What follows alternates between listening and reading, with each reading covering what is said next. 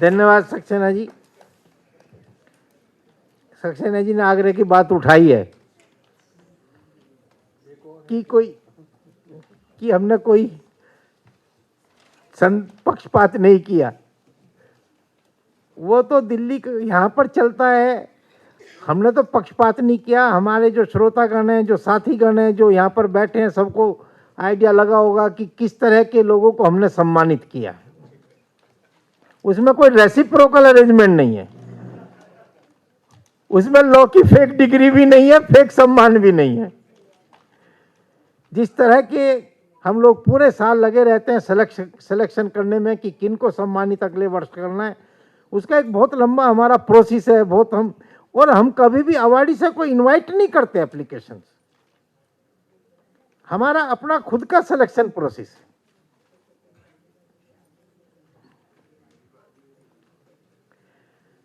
अब कार्यक्रम को आगे बढ़ाते हुए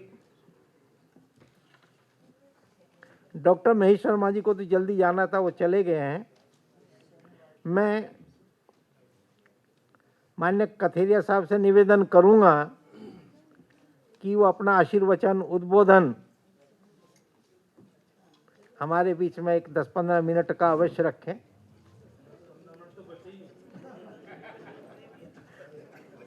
आप ध्यान रखेंगे? नहीं, पूरा ध्यान।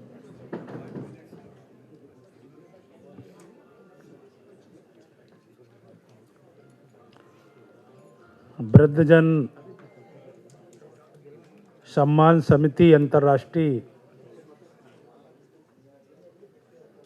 के द्वारा आयोजित इस कार्यक्रम के अध्यक्ष श्रद्धेय चतुर्वेदी जी, सम्मानित मंच और आज समिति के द्वारा जिन्होंने जीवन भर समाज के क्षेत्र में और जिस क्षेत्र में उनको जिम्मेदारी मिली उस क्षेत्र में सबसे ऊंचाई पर पहुंचकर जो सेवा की है, ऐसे सभी सम्मानित हमारे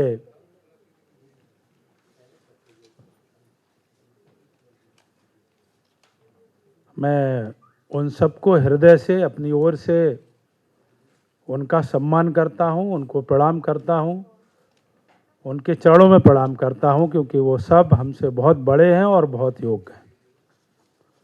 और यहाँ पर उपस्थित सभी सम्मानित भाइयों और बहनों, मैं समझता हूं कि हमने इस मंच के माध्यम से इस समिति ने जिनका सम्मान किया है और उनके बारे में जैसा संक्षिप्त में हम सबको जानकारी मिली है, निश्चित रूप से उनका जीवन समाज के लिए, देश के लिए प्रेरणादायी है। मैं समिति को बहुत बहुत बधाई देता हूं और शुभकामनाएं भी देता हूं। आज कुछ सामाजिक व्यवस्था में कुछ परिवर्तन तो सोच में हुआ है, और परिवर्तन इसलिए भी हुआ है क्योंकि हम लोगों की थोड़ी गति बढ़ी है।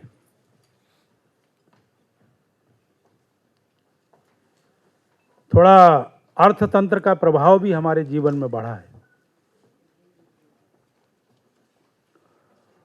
और जैसे जैसे अर्थ का प्रभाव बढ़ता है वैसे वैसे हमारे जीवन में भी परिवर्तन आना प्रारंभ हो जाता है, और ये एक बड़ी चुनौती हो जाती है। इसलिए क्योंकि समय 15 मिनट में हॉल खाली होना ही है, अभी और किसी को भी बोलना है, मैं लास्ट 1-2 सेंटेंस बोल करके और अपनी बात पूरी करता हूं। मेरे को पता नहीं, एक कार्यक्रम में इस प्रकार का एक प्रसंग आया कि एक बेटा अमेरिका में और ये शायद प्रसंग भी आया और अखबार में भी इस तरह का कई वर्ष पहले पढ़ा कि एक बेटा अमेरिका में सर्विस करता था और पति पत्नी दोनों वहाँ रहते थे, लेकिन पिताजी खत्म हो गए, माताजी गांव में रहती थी। तो वो अमेरिका से बेटा आता है और अमेरिका से बेटा आने के बाद माताजी को ये बोलता है कि आप कहाँ गांव में परेशान हैं, मेरे साथ अमेरिका रहेंगे। और आकर के वो एयरपोर्ट पर माने जो सारी संपत्ति थी उसको निस्ताड़ करता है, बेचता है, लेता है और माताजी को लेकर के एयरपोर्ट पर आता है और अकेले एयरपोर्ट से चला जाता है और माताजी को वहीं छोड़ जाता है। इस प्रसंग की सच्चाई मुझे हमने कोशिश भी की थी, मिली तो नहीं, लेकिन मुझे अखबार में मिली, फिर मैंने पता भी लगाया। इस तरह की घटनाएं हमारे समाज जीवन में आज बहुत हो रही हैं। मैं चाहता हूं कि ये जो समिति काम कर रही है, ये समिति नौजवानों को भी प्रेरणा कैसे मिले, और नौजवानों को प्रेरणा इसीलिए मैं कह रहा हूं, इसमें हम सबकी भूमिका बहुत महत्वपूर्ण है। और इसमें केवल समाज की भी छोड़ देंगे हम, जैसे हमारे एक प्रोफेसर से मैंने पूछा कि आप रिटायर्ड हो रहे हैं तो आप कर क्या रहे? उन्होंने कहा हम क्या कर रहे हैं, हम जाकर के रिटायर्ड हो गए, अब मेरा काम खत्म हो गया। इस सोच में भी थोड़ा परिवर्तन मुझे लगता है कि इस समिति के जो कार्यक्रम हो रहे हैं इससे निश्चित रूप से मिलेगी। मैंने कहा कि आप रिटायर्ड के बाद आपने प्रोफेसर साहब मकान तो बनाया नहीं? कहा मैंने मकान का निर्माण नहीं किया। तो मैंने कहा क्या किया, आप रहेंगे कहाँ जाकर के? उन्होंने ये बोला कि मैंने जीवन भर मकान का निर्माण तो नहीं किया, लेकिन अपने 3 बच्चों का निर्माण किया है और मेरे पास मकान नहीं है, लेकिन उन बच्चे वो 2 IAS हो गए, एक PCS है, अब मैं जीवन भर उनके साथ रहूँगा। ये सोच में परिवर्तन कैसे आए, इस प्रकार की व्यवस्था मैं समझता हूँ कि समिति के द्वारा जो कार्यक्रम हो रहे हैं निश्चित रूप से हम सबको मिलेगी। मैं पुनः जिनको सम्मानित किया गया उनको बहुत बहुत बधाई देता हूँ, शुभकामनाएं देता हूँ और समिति के प्रति बहुत बहुत आभार व्यक्त करता हुआ बहुत बहुत धन्यवाद।